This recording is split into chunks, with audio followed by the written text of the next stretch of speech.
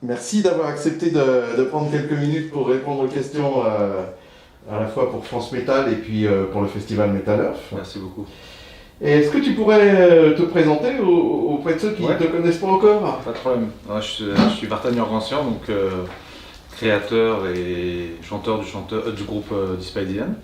Voilà, groupe qui a été créé en 2019 et qui a lancé son EP, son album en pleine pandémie, comme ça. Une bonne idée. Ouais. Voilà. Ah, vous avez été quelques-uns comme ça? Oui, c'est ça. Hein, C'est ça. et du coup, il y avait un projet initialement. Alors en fait, j'avais un groupe avant qui s'appelait Too Late, qui n'a pas, bon, ça n'a pas marché. Du coup, quand j'ai arrêté Too Late, j'ai un peu recherché des gens qui étaient un peu dans le même esprit que moi pour remonter un projet. Et du coup, ça s'est fait assez vite, de retrouver les personnes. Et puis on s'est mis à travailler à partir de septembre 2019 sur notre premier EP directement.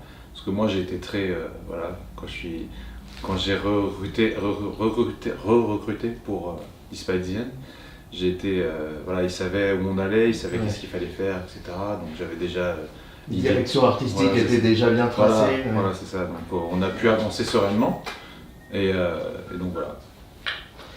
Et du coup, c'est vrai que le P, il est venu assez vite après le premier, après la création. Oui.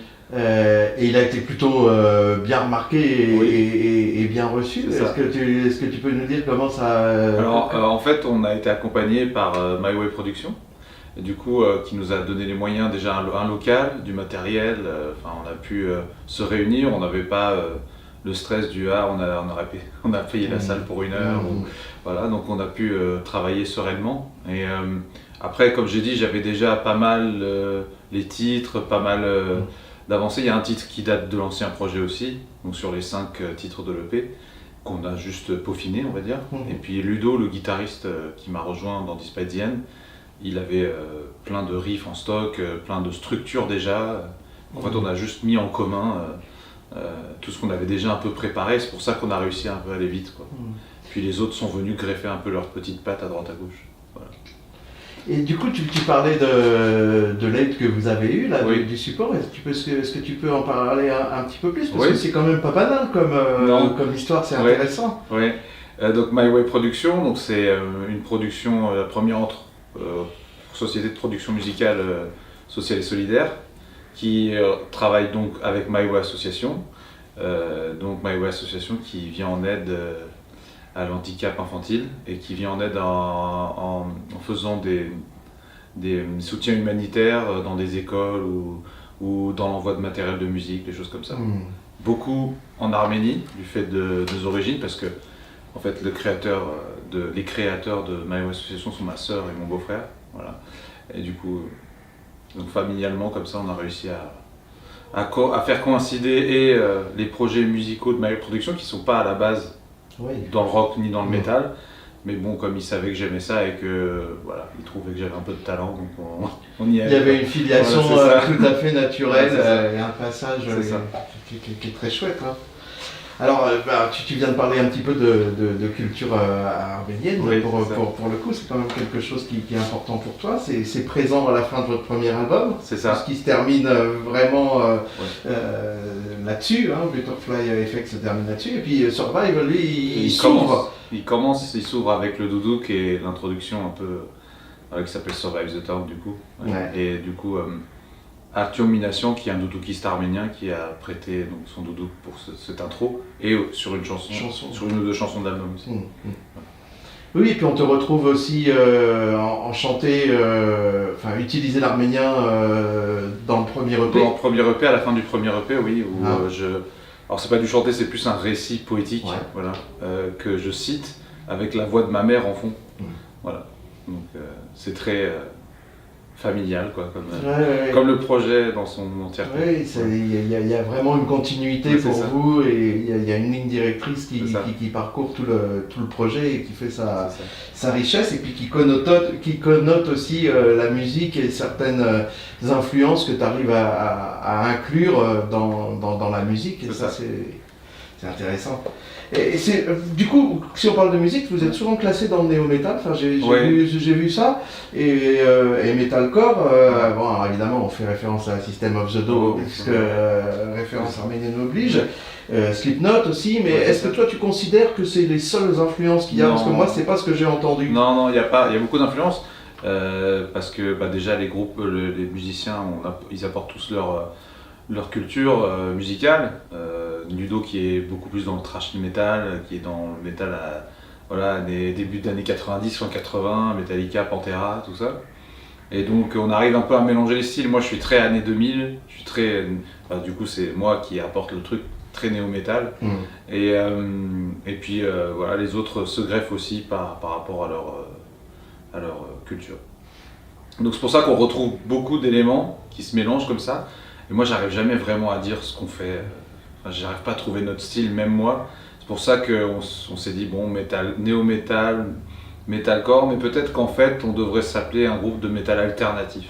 Ouais. Voilà, parce qu'il y a beaucoup de styles de métal qui s'alternent dans notre métal, en fait.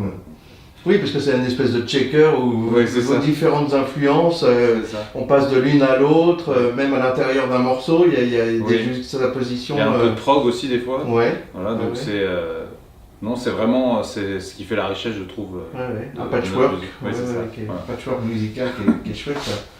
Et dans vos paroles, il y a quand même aussi, t'en as déjà un petit peu parlé, parce que s'associer, travailler avec une association, même si une association familiale, c'est une association qui a quand même une valeur citoyenne forte. Dans vos paroles, on retrouve ça aussi. Il y a une question d'écologie, il y a un certain nombre de thèmes actuels qui traversent comme ça. Et alors du coup, se retrouver aujourd'hui dans un festival qui porte aussi des valeurs, moi je suis très content. En plus c'est le premier festival qu'on fait, donc on n'avait jamais fait de festival, et c'est que notre 5e concert en tout. Donc, du fait d'être lancé pendant le Covid, et puis les complications qui ont suivi un petit peu, financières aussi, et organisationnelles. Mais aujourd'hui là on commence à se remettre, donc on redémarre avec Metal Earth. Donc j'espère que d'autres vont suivre, mais c'est très symbolique pour moi de commencer par ici, quoi. Avec les valeurs du Metal Earth et nos valeurs à nous, ça matche parfaitement. C'est clair qu'en lisant les deux intentions à la fois du festival et la vôtre, ça paraissait effectivement évident. Ça paraissait évident. Mais du coup, est-ce que tu irais jusqu'à dire que vous êtes un groupe engagé, ou est-ce que vous le revendiquez comme ça, ou c'est plutôt au fil de l'eau que ça s'est tissé? Alors moi, si on me demandait qu'à moi, je dirais oui, on est engagé, mais voilà, je dois composer, comme dans la musique, je dois composer avec les gens qui composent le groupe. Et donc certains n'ont pas envie vraiment de s'engager dans une voie comme ça, donc je le respecte. Moi, j'arrive à le transmettre par les paroles que j'écris, parce que les pochettes que j'imagine, etc. Donc déjà, je trouve que c'est une bonne chose, au moins de véhiculer des messages comme ça. Tant qu'on pourra, on s'engagera dans des choses, mais après, vous savez, de nos jours, rentrer complètement dans la politique, c'est un jeu dangereux, compliqué. Voilà, c'est ça, compliqué. C'est clair. Mais il y a beaucoup de groupes qui sont nés pendant l'activité, pendant le Covid, et qui ont démarré une activité discographique. Et j'ai l'impression qu'aujourd'hui c'est encore plus difficile qu'avant de défendre la musique sur scène. Tu parlais du nombre de concerts tout à l'heure, c'est vrai que 5 ça paraît, ça paraît peu, mais bon, c'est vrai qu'on regarde la situation sanitaire, c'est guère étonnant. Et est-ce qu'il y a des perspectives est-ce que la voie a l'air de se dégager un petit peu plus pour vous là? Il y a des... C'est compliqué encore. C'est compliqué encore parce que là, il faut aussi que maintenant nous on se débrouille un peu nous-mêmes. Il faut qu'on trouve des gens, des relations, des connaissances qui, démarcher des tourneurs. Voilà, tout ça, ça coûte. Donc il faut. Mais avec le bouche à oreille, avec des festivals comme le Metal Earth, j'espère qu'on débouchera sur d'autres concerts. Voilà. Oui, parce que l'album a été largement soutenu par les webzines, il y a eu de nombreuses chroniques que j'ai eu plaisir... Alors plus sur l'EP du coup. Oui, sur l'EP. Que l'album, C'est vrai que sur l'album, ça a été un petit peu plus difficile, mais il y avait eu un démarrage de bouche à oreille qui avait bien fonctionné. Oui. Et du coup, est-ce qu'il va y avoir, est-ce que vous envisagez de nouvelles choses pour repromouvoir l'album, clip ou enfin d'actualité pour le. On repromouvera pas l'album, on le défendra sur scène, mais aujourd'hui on est parti sur le choix de sortir des morceaux mais qu'en single. Voilà. Un peu comme beaucoup font aujourd'hui. Donc d'ailleurs ce soir on joue notre prochain single en façon inédite au Metal Earth. Et du coup d'ici 2 semaines il sortira aussi notre nouveau single. Voilà. Donc on va marcher par single comme ça tous les 3-4 mois pour pouvoir défendre chaque titre un peu plus en profondeur. Et aussi par rapport à une question de budget, aujourd'hui on n'a plus les budgets de faire un album ou un EP, donc il faut, on y va titre par titre, chacun y met un peu de ses économies, donc on essaye de... Oui, c'est vrai que c'est une stratégie qu'on voit beaucoup se développer, donc c'est quelque chose à tenter en termes de diffusion, quoi. Ça, oui, c'est ça. Et puis, les qualités musicales individuelles et collectives du groupe, elles sont plus approuvées. Enfin, voilà, on les entend et on les connaît. Donc, je suppose que du coup, vous êtes déjà aussi, tu viens de le dire, il y a des titres qui vont sortir en single. Donc, il y a du nouveau matériel. Vous envisagez combien de singles à peu près? Enfin, vous avez Alors, cette année, il y en aura 2 ou 3. 3, je pense. Voilà. Et puis après, je pense que 3-4 par an, comme ça, de façon trimestrielle. C'est comme ça pour l'instant, qu'on fonctionnera. Après, rien ne dit que dans le futur, ça changera. On s'adapte aux conditions, en fait. Avant, on avait les conditions pour faire des EP, des albums. Là, maintenant, on a moins les moyens, donc on adapte. Voilà. Mais aussi, forcément, ça adapte aussi. Il y a beaucoup de gens qui m'ont conseillé de repasser sur le format single et de préférer, par exemple, enregistrer 3 titres, mais savoir avoir assez de moyens pour défendre des titres, chacun avec des clips, chacun avec des promotions sur les réseaux, voilà. Oui, c'est ce que je voulais te demander, comment vous allez accompagner ces singles, parce qu'effectivement aujourd'hui il faut qu'ils soient appuyés soit par du visuel, soit par des professionnels, des attachés de presse ou autres qui poussent le truc. Donc vous, parce que là vous êtes tout en autoproduction jusqu'à présent. Oui, alors on était avec My Way Production jusqu'à la sortie de l'album, mais là maintenant on est en autoproduction. Ça n'empêche pas qu'on garde des liens forts et qu'aujourd'hui, par exemple, notre merchandising est toujours vendu avec les bénéfices qui vont directement à My Way Association. D'accord. Très bien. Et il y a dans le groupe, les autres musiciens sont uniquement dans le projet de Despite the End, ou est-ce qu'il y a des projets parallèles et des choses comme ça qui nourrissent aussi le projet? On sait qu'il y a parfois des musiciens qui vont voir ailleurs et qui ramènent des influences. On a notre guitariste, un de nos guitaristes, Pierre, qui joue dans le groupe de notre ingé son, donc, qui s'appelle Oversea. Mais à part ça, non, ils sont tous concentrés sur Despite. En fait, avec la vie de famille, le travail, etc., déjà avoir un projet musical, c'est déjà beaucoup. Oui, parce que vous êtes tous basés sur la région parisienne. En Île-de-France ou dans l'Eure pour le batteur, par exemple. D'accord. Pas loin, mais dans l'Eure. Voilà. Oui, donc pour répéter, travailler, c'est quand même assez plus confortable, on va dire, en termes de disponibilité. Ce qui est quand même toujours parfois difficile. C'est ça, comme tu le disais. C'est ça. Et puis il y a toujours envie de travailler à plusieurs.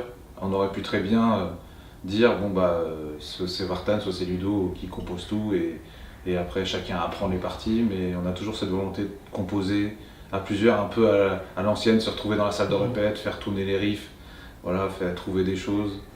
On n'est pas juste seulement face à l'ordinateur. Voilà. Ouais, vous n'êtes pas, on s'envoie des fichiers dans tous les sens c'est ça. On voit ce que ça donne. On l'utilise, ça peut compléter, mais on aime bien passer par la phase de on se voit et quelles idées sortent, on fait un bœuf, tiens ce riff là, etc. Donc, voilà. Oui, parce que là du coup tu amènes, Ludo amène et tout le monde tricote autour. C'est ça. Ça, surtout Ludo et moi qui amenons, Et puis on tricote, on se met d'accord, on réfléchit aux parties, etc. Moi j'aime beaucoup cette façon de faire là aussi, je trouve que c'est voilà, c'est l'humain. Puis je pense que le Covid a tellement privé les groupes de cette possibilité-là que pouvoir le faire, c'est riche. Pendant le Covid, pendant l'enregistrement et la composition de l'album, on a fait quelques attestations pour pouvoir se voir quand même, qui n'était pas très légal. Mais bon, voilà. Je crois que tout le monde a joué à ce jeu-là. Fallait bien continuer à vivre. C'est ça. Bah écoute, on a hâte de vous découvrir sur scène, parce que moi j'ai pris grand plaisir à vous découvrir sur disque. Et puis hâte de voir l'énergie que vous allez développer. Nul doute que vous allez casser la baraque. J'espère qu'on ne vous décevra pas et qu'on fera découvrir Dispatzienne à d'autres personnes. Voilà. C'est ce qu'on vous souhaite, et puis plein de dates à venir et plein de succès pour les futurs singles. Merci beaucoup. Merci à toi. Merci.